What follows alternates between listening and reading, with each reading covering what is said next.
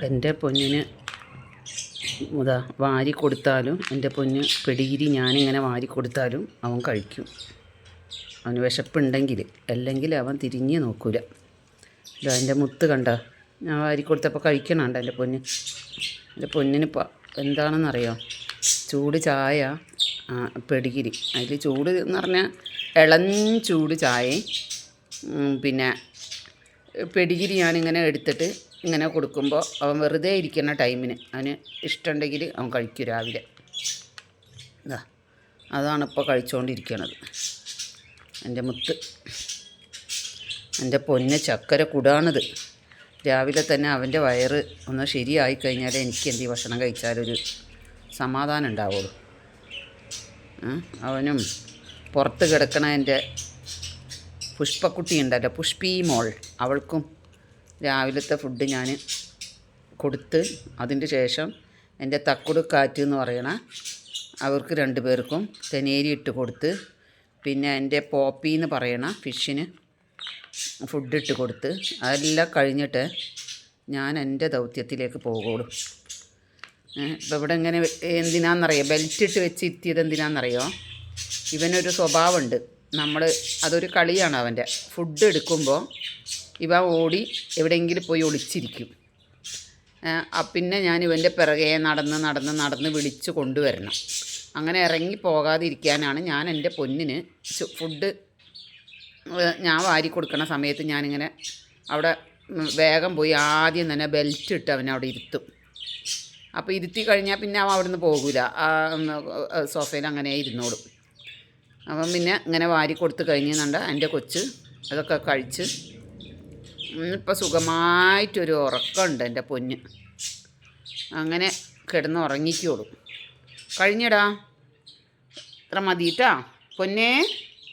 അമ്മേൻ്റെ തത്തേ തങ്കക്കുടോയ്, നമ്മുടെ തങ്കക്കുടു ആരാണ് സൗണ്ട് ഉണ്ടാക്കണേ? ഞാനിവിടെ ഉണ്ടാകുമ്പോൾ അവിടെ ആരാ സൗണ്ട് ഉണ്ടാക്കണേ? എൻ്റെ പൊന്നിവിടെ ഉണ്ടാകുമ്പോൾ നിങ്ങളൊന്നും അവിടെ സൗണ്ട് ഉണ്ടാക്കല്ലേ. ഞാനിവിടെ കാപ്പി കുടിക്കുന്ന നിങ്ങൾ കണ്ടില്ലേ?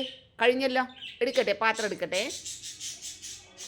പെഡിഗിരി ഇട്ടാക്കാൻ വേണ്ടിയുള്ള ഒരു ബോക്സ്, പിന്നെ ഫുഡ് കഴിക്കാൻ വേറൊരു ബോക്സ്. അതായത് അവനൊരു പ്ലേറ്റ് ഫുഡ് കഴിക്കാനുണ്ട്, ചോറ് കഴിക്കാനാകുമ്പോൾ പെഡിഗിരി കഴിക്കാനൊരു പാത്രം. അങ്ങനെ ഓരോന്നിനും എൻ്റെ തക്കുടിനും ഓരോ പ്ലേറ്റുകളാണ് ഇവിടെ ഉള്ളത്. തക്കുടേ, ഓ ഞാൻ കഴിച്ചൊക്കെ കഴിഞ്ഞ് ഇനി ഞാൻ ലേശം ഇരുന്ന് ഒന്ന് കുരച്ചൊക്കെ നോക്കട്ടെ അമ്മ. ഓ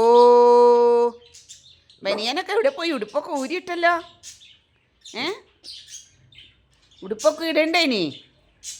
ഓ താക്കുടേ, ടിക്കപ്പാ,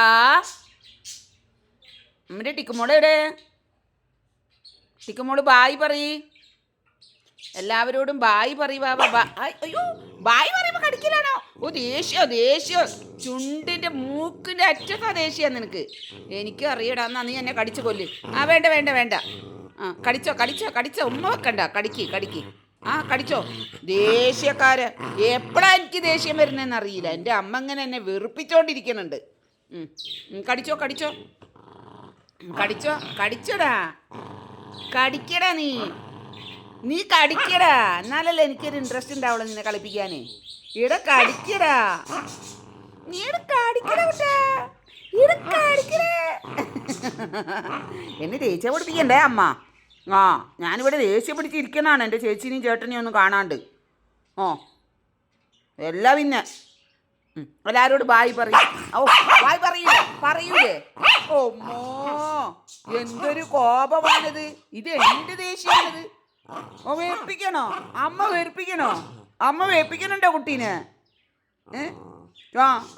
ചേച്ചി വിളിക്കുമ്പോൾ പറയിട്ട് അമ്മ ഇല്ലാണ്ട് എന്നെ വെപ്പിക്കണുണ്ട് എന്ന്.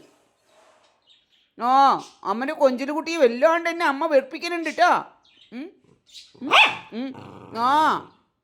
ഞാനിങ്ങനെ പാവാണെന്ന് വെച്ച് അമ്മ ഇങ്ങനെ എന്നെ വെറുപ്പിക്കണ എന്തിനാണ്? എന്തിനാണ് വെറുപ്പിക്കണേ?